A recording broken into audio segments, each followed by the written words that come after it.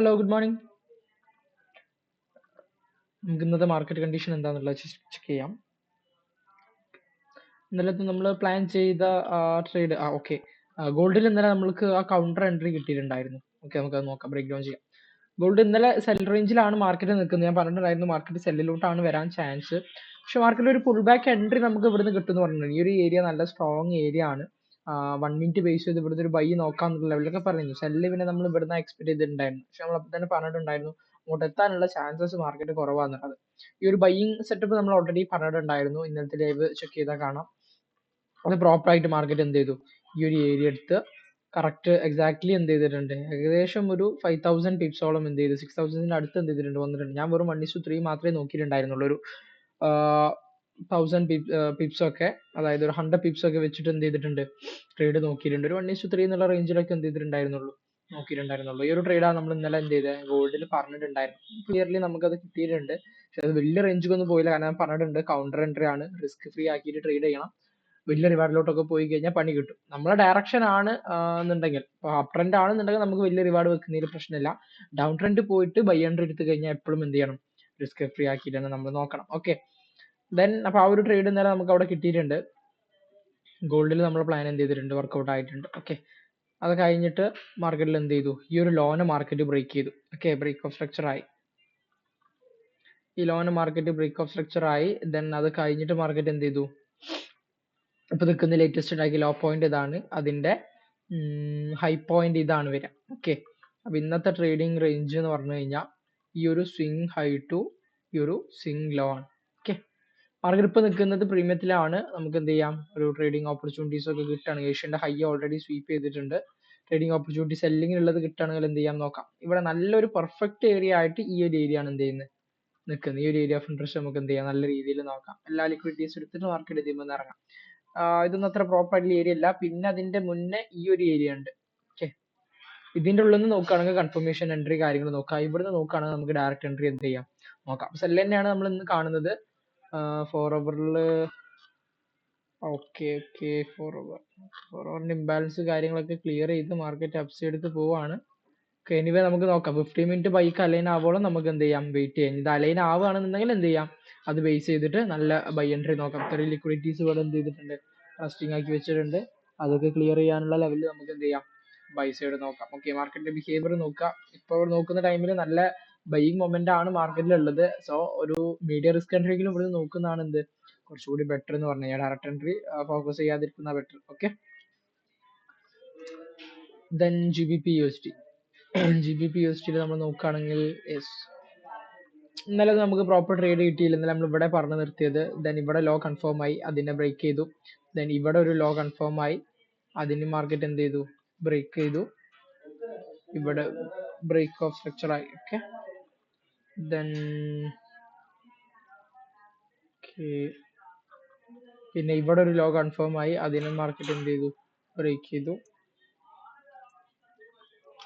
BOS വന്നു. Okay, latest ഉണ്ടാക്കിയ law point അതിന്റെ ഹൈ പോയിന്റ്, ഈ ഹൈനെ മാർക്കറ്റ് എന്ത് ചെയ്തു, തിരിച്ച് മേലോട്ട് തന്നെ ബ്രേക്ക് ചെയ്തു. അതായത് ചേഞ്ച് ഓഫ് ക്യാരക്ടർ ആയി. ഇവിടെ ട്രെൻഡ് അപ്പിലോട്ട് എന്ത് ചെയ്തിട്ടുണ്ട്, തിരിഞ്ഞിട്ടുണ്ട്. ഇപ്പൊ ഞാൻ എപ്പോഴും ചേഞ്ച് ഓഫ് ക്യാരക്ടർ ആയി കഴിഞ്ഞാൽ ഡയറക്റ്റ് അതിന് കൺഫേം ചെയ്യാണ്ട് 4 അവറും കൂടെ നോക്കും.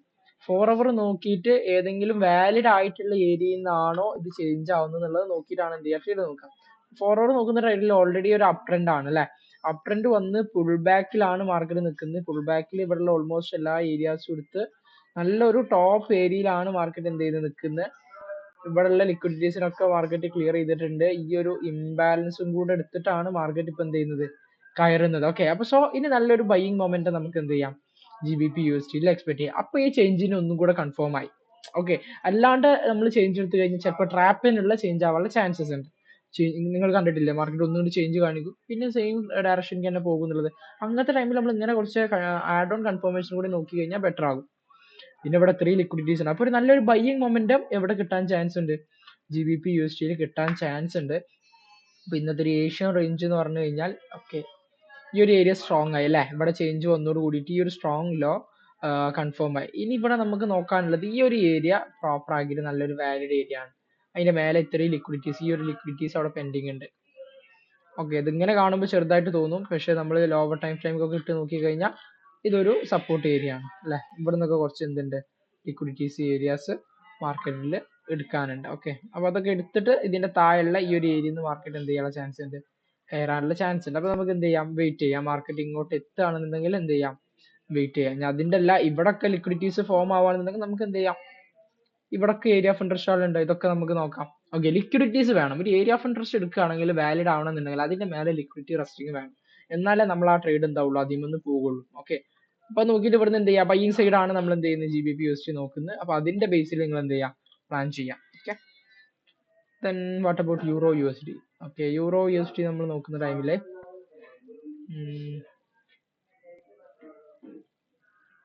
ഓക്കെ യെസ്,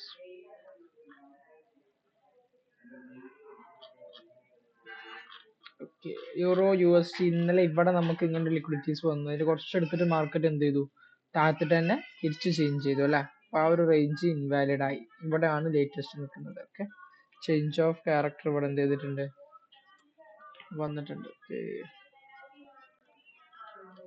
ദെൻ ചേഞ്ചിന് ശേഷം ഇവിടെ ഒരു ബ്രേക്ക് ഓഫ് സ്ട്രക്ചറും കൂടെ എന്ത് ചെയ്തിട്ടുണ്ട്, വന്നിട്ടുണ്ട് അല്ല. ഈ ഒരു ലോ എന്ത് ചെയ്തു, 3 ക്യാൻഡിൽ കൺഫർമേഷൻ കിട്ടി, കൺഫേം ആയിട്ടുണ്ട്. സോ ഇവിടെ ഒരു ബ്രേക്കും കൂടെ വന്നിട്ടുണ്ടാകും. ഇവിടെ ബ്രേക്ക് ഓഫ് സ്ട്രക്ചർ വന്നിട്ടുണ്ടാവും. ഓക്കെ, ദെൻ ഇവിടെ തന്നെ എന്ത് ചെയ്തു, മേലോട്ട് തിരിച്ച് ചേഞ്ചും കിട്ടി അല്ലെ. ഈ ഒരു ഏരിയക്ക് എന്ത് ചെയ്തു, ചേഞ്ച് കിട്ടി. Change of character. Okay, so market ഇപ്പൊ അപ്സൈഡിലാണ് നിൽക്കുന്നത്. അപ്പൊ ഇതും ഞാൻ ഫോർവേഡിലൊന്ന് നോക്കുന്നുണ്ട്, ചേഞ്ച് ഓഫ് ക്യാരക്ടർ വാലിഡ് ആയിട്ടുള്ള ഏതെങ്കിലും പോയിന്റ് നിന്നാണോ ചേഞ്ച് ആയി എന്നുള്ള. ഓക്കെ, ഈ ഒരു ഏരിയ അല്ലേ, ഈ ഒരു ഏരിയ എന്ന് പറയുമ്പോൾ ഓൾറെഡി ഇത്രയും ലിക്വിഡിറ്റീസ് മാർക്കറ്റ് ഇവിടെ സ്വീപ്പ് ചെയ്തിട്ടുണ്ട്. ഓക്കെ, ഈ ഒരു ലിക്വിഡിറ്റിനൊക്കെ മാർക്കറ്റ് എന്ത് ചെയ്തു, ടോട്ടൽ എടുത്തു.